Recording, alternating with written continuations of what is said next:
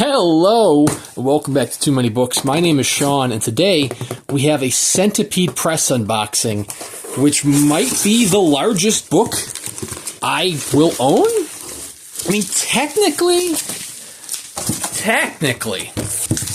Alice in Wonderland from Centipede Press is bigger in terms of, like, it's taller. But this has it trumped in page count and weight. So this, my friends, which was triple boxed, by the way, you only just saw the one box. That box was in a slightly larger box, which was in the actual box that it shipped in. This, my friends, is Frankenstein. Mary Shelley, as heavily illustrated by Bernie Wrightson. This is Centipede Press's, I don't want to say magnum opus. I mean, that's kind of, but this is a love letter to the novel. It was a love letter to the novel when Bernie Wrightson illustrated it many years ago. And this publication by Centipede Press is meant to be the be-all, end-all publication. Look, I mean, just look at the artwork on the slipcase itself. This thing is friggin' massive. And, oh, wow. Almost 8 pounds. Nice capped slipcase. Well, not really capped slipcase, but you know what I mean. 2 tones with the cap. The camera is zoomed out as far as I could possibly get it. We have a nice little Frankenstein map that comes with it from Literary Maps. So, presumably this is not exclusive to this edition. This is something you can just buy on Literary Maps, and that Jerad decided to include. We have Frankenstein across Europe and Frankenstein across the Arctic. Oh, not the Arctic, never mind. I was thinking we were going with the Arctic, which is where the novel begins and ends. Jesus. Is this double-sided? This is double-sided. This volume is friggin' massive, my friends. Absolutely enormous. Bernie Wrightson's exquisite artwork in as much detail as possible. Let me remove. It is double-sided, so let's peer behind the Mylar as I struggle with it because it's just so freaking big. That's what she said. That is absolutely insane. I'll fight with that again in a minute. We're 3 minutes in. We haven't looked at the book itself. I apologize. This thing is a hefty tome. Top edge stain. Nearly 8 pounds. Stamped in cloth with Wrightson's image itself. Each book is essentially handmade. Now, hopefully, zoomed out as much as I can here, we can get the full breadth of the novel as the boxes fall in on themselves. This does include an introduction by Stephen King from the previous edition, which was a much smaller edition. That one goes for big bucks on the secondary market if you get the signed limited edition, because that was signed by Stephen King. This is not signed by Stephen King. Essay by Lillian Hockwender. Afterword by George Beam. Portfolio of bonus illustrations, including Bernie Wrightson's The Muck Monster. This novel itself, this edition itself, has taken quite a long journey to get to this point. Okay, so this does answer one of the questions I had. I wasn't sure which edition of Frankenstein this was going to follow. There's the original 1818 version. There was a revised version by 1831. This is following the revised version from 1831. The sound you were hearing as I turning pages is from the top edge stain. So this does have a nice larger text as well. So you're going to see, despite the enormous trim size, it's not your standard size text. But, wow. Dedicated to the memory of Roy G. Krenkel by Bernie Wrightson. That is the top edge stain of me flipping through pages. Back when it was first published in 1818, Mary Shelley, and it was published originally anonymously by Mary Shelley. She made quite a name for herself. Actually, I feel like that's technically false. I mean, I feel like she, received more popularity in death. What I mean to say is that she did go and do a revised version. Is this? Yeah, it is. Okay, the pages are stuck together. I mean, look at that frontispiece, that title page. Just exquisite detail. So this is very much in line with Alice in Wonderland that Centipede did, was it last year or earlier this year? Where it is a disgustingly large trim size, the idea of which is to focus on the art. So most of these novels that you see, you buy in the special edition market, are, they're the novels that are then enhanced with the art. They are published first and foremost for the novel itself.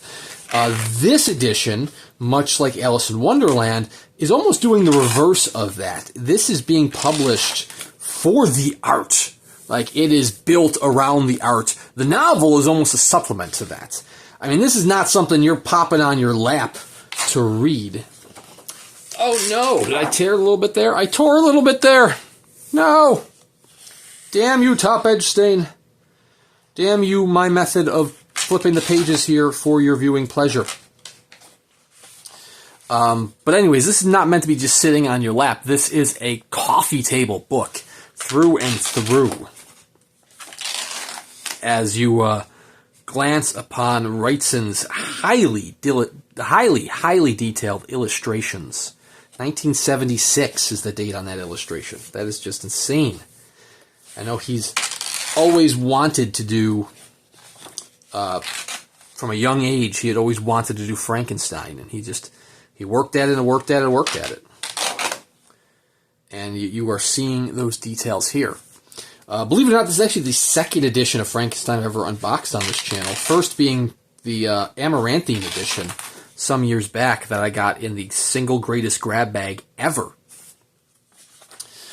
And the Amaranthine one's all right. I mean, it's a heavy book. This is heavy. That's heavy as well, to say the least. Amaranthine, they do some pretty creative stuff with their titles. They almost, I mean, some publishers, like, say your Suntup, Curious King, Conversation Tree, they make books that happen to be works of art. Whereas Amaranthine makes works of art that happens to be books. What I mean by that is Marco from Amaranthine definitely has an idea in his mind. He has this artistic vision of where he wants these titles to go. And he just happens to be constructing in the book form. But really, he's kind of flexing his own creative design muscles. So the Frankenstein that they published had, the one that I had steel boards to be like a doctor's table. It had heat-reactive illustrations that would provide an alternate illustration when you applied the human touch to it. So a very interesting idea. I mean, not to discourage anyone from checking out that edition, but this, man, Wrightson's illustrations, these are superb. I've seen some of these before, and like I said, I know you can buy other editions that are illustrated with Wrightson, by Wrightson, but you're really going to be getting a smaller volume here. This is the edition to own if you wanted Bernie Wrightson's illustrations, and I have to commend him for it.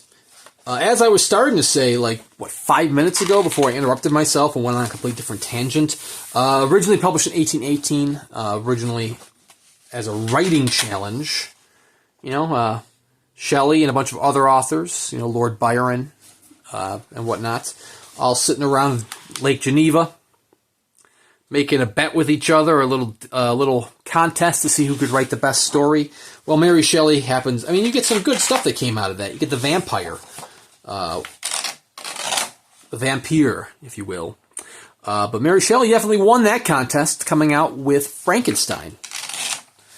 So you have your original 1818 edition.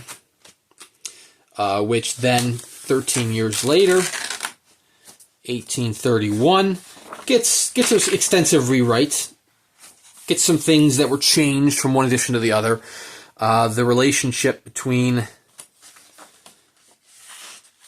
Victor and his beloved, his betrothed, is changed slightly. Was it changed? It was changed to make it less incestuous. I mean, it's an incestuous relationship. They are related. They're cousins, if I'm not mistaken. Maybe it was to make it less incestuous. I cannot recall. I'm trying to harken back to my old English major days, and I'm kind of failing at that. I know the actual driving force behind Victor has changed a little bit to feel like he's more compelled. He's kind of taken... Ooh, we have a fold-out here. We have the fold-out with it printed full page, kind of zoomed in on one side. Then you have the actual full image on the other side. So anyways, I apologize if this might not be the most exciting video, but it's unfortunately such a large, unwieldy volume that I have to show it to you in this manner. Flipping through page by page, trying to show as much of Bernie Wrightson's artwork as I can. So 1831 changes were made to the novel. That is the most common form. You can still find both. You can still find both out there. But the most common one is the 1831. 1831-1, if I can speak correctly.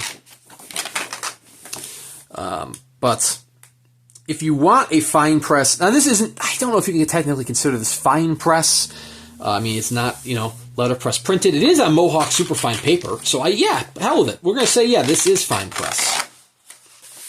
We're going to go with this is a fine press edition of it. So this is your fine press edition of the 1831 edition. And I believe Amaranthine also used 1831. I should probably fact check myself on that one. But anyway, if you want a fine press edition of the 1818 volume, then you should definitely check out Morning Bell Editions.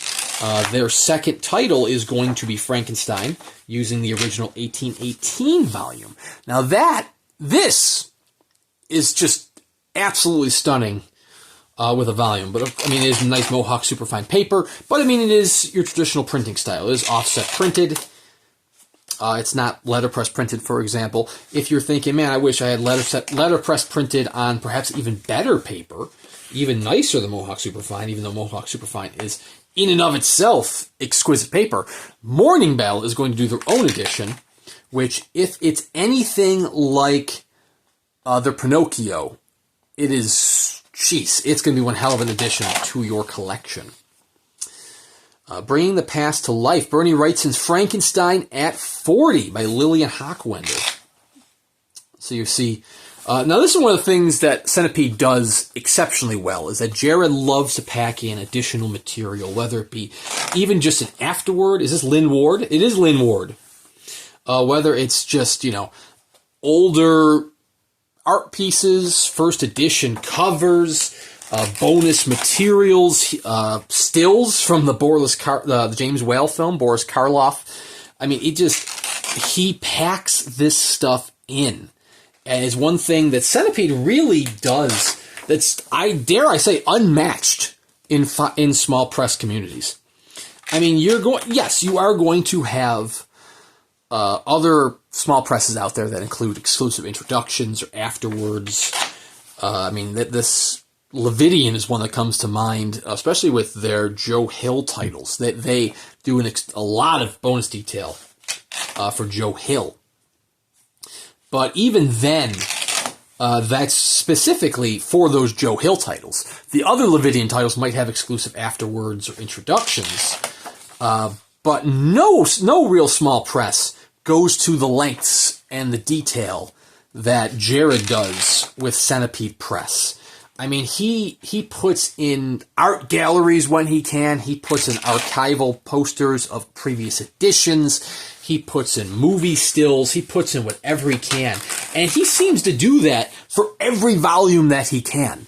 It doesn't matter if it is a gothic classic horror novel like Frankenstein, or if it's friggin' Orgy of the Dead by Ed Wood. Which, I'm not even kidding, he did publish Orgy of the Dead by Ed Wood. I think that was the very first of his vintage horror titles. But he includes as much as he can. This is Web of Horror, which is... Oh, we're not doing Web of Horror. We're just doing all sorts of different comic books from Frankenstein over the years. I mean, Jerad really goes above and beyond. Like, the amount of detail that goes in these titles is astounding. You are my creator, but I am your master. Obey. You know, fun random story here. I remember many years ago, the Muck Monster. This is the one that's included in its entirety. So you get an entire bonus comic by Bernie Wrightson's The Muck Monster. But fun story going back to many years ago to when I had a second job working at a bookstore. There was a kid who came in, and the parent was, they had, their summer reading list or their school list. And on the list was Frankenstein, but it was specifically the 1818 version. And as I had mentioned, most of the editions out there are the 1831 edition. So, we went to where Mary Shelley and Frankenstein was housed, and we were checking out the details of all of the editions in there. 1831, when suddenly I remembered from a few years prior during my schooling days that the leather-bound classic... Oh, no! Got a little tear up top there. That's a bummer. There was a leather-bound classic edition that Barnes & Noble had done that was the 1818 edition. So it was like a random, light bulb moments going off in my head saying, oh, wait a minute, we do have this edition. And George Beam here giving a nice little timeline of all the various editions. Very nice. So anyways, it's fun when those little moments happen. You're able to help somebody out. So anyways, this is, of course, limited to 750 signed and numbered copies, plus extra copies for contributors and right holders. Now, this is fully sold out directly through Centipede Press. This had a very long, lots of delays, a lot of issues with getting this published due to the hand-bound nature of this volume, due to the size, due to the paper, due to everything. It was originally supposed to ship in November, got pushed to December, to January. Here we are in September. 9 to 10 months later, we finally have the book in hand. But over the course of those 10 months, all 750 copies did fully sell out through Centipede Press. So unfortunately, if you do want to find this volume, you are going to have to go to the secondary market. Even the end papers are exquisite. This is number 68, featuring facsimile signatures by Mary Shelley and Bernie Wrightson, but it is actually signed by George Beam there. So you do have one signature there, so they're not all facsimiles. But, if you want the be-all, end-all edition of Frankenstein that is heavily illustrated, the type of tabletop, coffee table book that you can know will be the fanciest edition out there, until maybe the Morning Bell edition, then this is one that you're going to want to find for yourself. And like I said, unfortunately, it is costly. Yeah, it is a pricey volume. This is about the same price as some numbered Suntup editions. Not all numbered Suntups. There are still plenty of numbered Suntups that will beat this in terms of price. But there are even some Centipede Press titles that could beat this in terms of price. But you are getting just a ton of bang for your buck. Well worth the wait. Like I said, it might be 10 months later than expected, but absolutely well worth it. Link in the description below where you can pre-save or pre-join the Morning Bell edition volume. I had told myself when I ordered this 10 months ago, however many months ago, I told myself that this is going to be the only edition of Frankenstein that I need. I could sell all my other editions. I don't need any other Frankensteins. This is the Frankenstein to own. And it still is the Frankenstein to own. But now that Morning Bell is, I gotta see more details. But like, damn it, Morning Bell might have me sold as well. I mean, but now in my mind, I'm going to justify it as this is the definitive 1831 Frankenstein to own. And that will be the definitive 1818 Frankenstein to own. I'm going to justify it that way.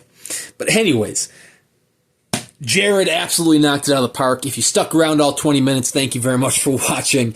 Like I said, not the most exciting video, but I want to try to capture this beauty in video format for you. Thank you very much for watching. Please consider subscribing to the channel. I do at least one book review a week. Plenty of unboxing videos, much like this one, although usually zoomed in a little closer, you know, not like a coffee table book. This is a coffee table. That's what this book is. But check out Centipede Press. Jerad does an exceptional job with his titles.